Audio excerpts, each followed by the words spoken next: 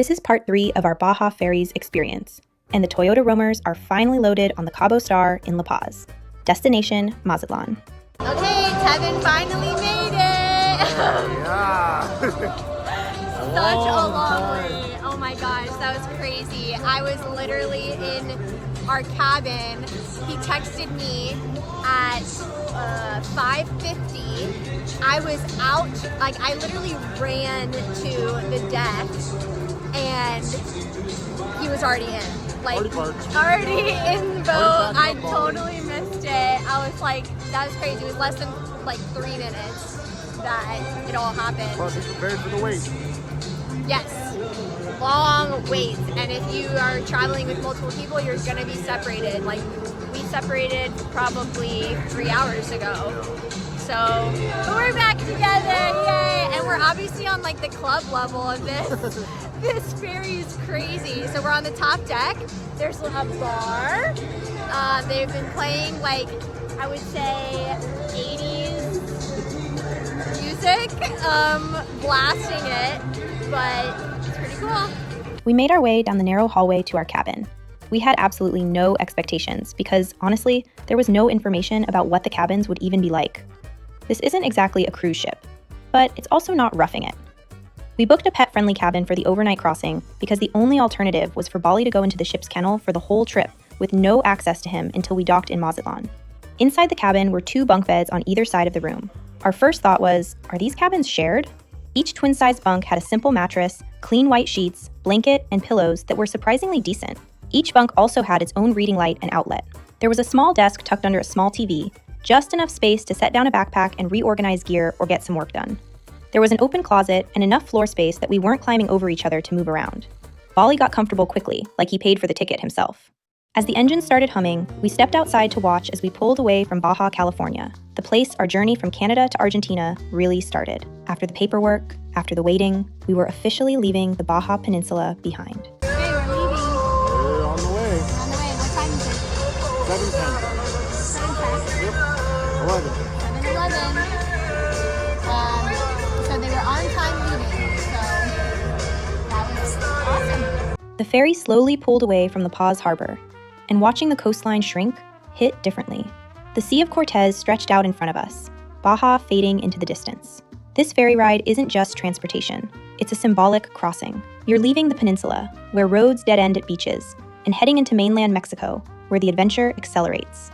There are 3 main levels for passengers. The top deck, maybe better titled the party deck, has its own bar, tables, and 360-degree views.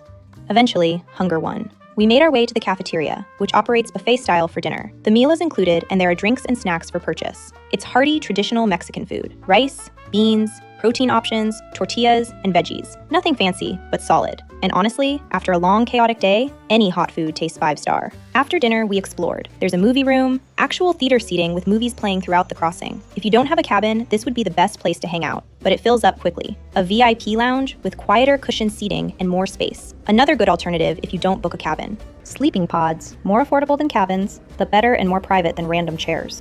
Storage lockers to secure your belongings while you walk around. It's surprisingly well equipped for overlanders, backpackers, truck drivers, and families all sharing the same ship.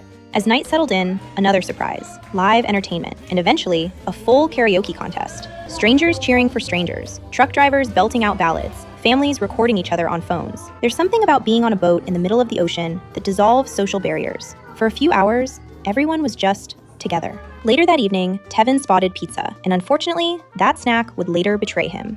We'll leave it at that. Look how cute. This boat has its own little pet door. That is so cute. They thought of everything. We went back up to the deck one more time before bed. It was dark now, no land in sight. Even though the music raged on, we headed back to our cabin. Okay, tell us what you did. I took a shower on the Baja ferries. It was actually quite good. Yeah. The water generally stayed hot. It fluctuated back and forth. But the water pressure is crazy, really good. But it sort of floods the bathroom. Okay. There's 2 drains, and there's like one small spot for the shower. We can probably show you, but Here, turn on the light. Oh, will you turn on the light? and yeah, so from showering here, I guess it just fills up with water and then fills the rest of your bathroom. So there's a drain there, but So it's one of those wet bathrooms, basically. yeah. So if you take a shower, you'll probably be standing in a little water for the rest of the time, but good shower. Pro tip, bring your own toiletries. Surprisingly, the ferry provides basics like shampoo, soap, and towels. If you're particular about toiletries, pack them in your carry-on because you won't have access to your vehicle overnight. The boat rocks gently. Not enough to feel seasick, just enough to remind you you're moving. If you're sensitive to motion, bring Dramamine. But overall, this crossing is known to be relatively smooth compared to open ocean ferries. We drifted off knowing mainland Mexico would greet us in the morning. The next morning, we stepped outside and saw islands rising from the water. One of them instantly recognizable, the island on the Pacifico beer logo. Breakfast was being served, but between Tevin's pizza incident and early docking prep, we passed. On the wall was a simple cabin map, a reminder of how massive this vessel actually is. So this is a diagram of the cabins. It doesn't show you this online. This is more of the back of the boat. This is towards the front of the boat. We were in cabin 100, which was one of the pet-friendly cabins. I believe that it was 100 through 104, at least that were available when I went online to buy our tickets. I'm so glad that I bought 100. I was doing it completely blind because it doesn't give you much information at all. But 104 is right next to the door. So this door is 104, and this is one of the doors to go out.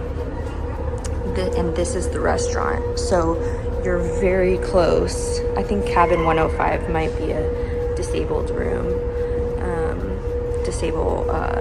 accessible room, but I'm so glad because honestly the restaurant was loud till pretty late at night. So I'm so glad that we were back here. Yeah. Soon announcements began. We were docking in Mazatlán. The process of docking such a massive ship was truly a sight to see. Just like the loading process, the unloading was equally as impressive. Vehicles would unload by section, and when called, you head down to the car deck. Because we had a pet cabin, we were told we could stay in our cabin until 8, whereas others without pets would be asked to leave their cabins earlier. Pro tip, have your car keys ready and your belongings packed before announcements start. Once unloading begins, it moves quickly. When it was our turn, we excitedly headed toward Bloopy. And there she was, exactly how we left her. She had the back corner spot for the 13-hour voyage. We loaded Bali back into the truck, and he immediately settled in. Home is wherever Bloopy is. The ramp lowered, engines roared to life, and one by one, vehicles rolled off the ferry onto Mazatlan soil. Driving into Mazatlan felt electric. Palm trees, humidity, energy, colors. Mainland Mexico has a completely different rhythm than Baja. We navigated through the port area and then into the narrow streets of Old Mazatlan. Our original plan was to rest on the boat so we could have a big day of driving. But remember how I said Tevin's pizza snack would betray him? So we did what all travelers must do sometimes. We pivoted. And decided to get a hotel for the night. From our hotel view, you could see the iconic island and the coastline stretch endlessly south. Somewhere out there, the rest of the Pan American Highway waited. This ferry wasn't just a boat ride. It was the transition point, from remote Baja desert roads to the heart of mainland Mexico. If you're overlanding, this crossing is part of the story. Stay flexible and be prepared for minor chaos. Would we do it again? Absolutely. Because sometimes the most unforgettable parts of a road trip happen when you're not even on the road.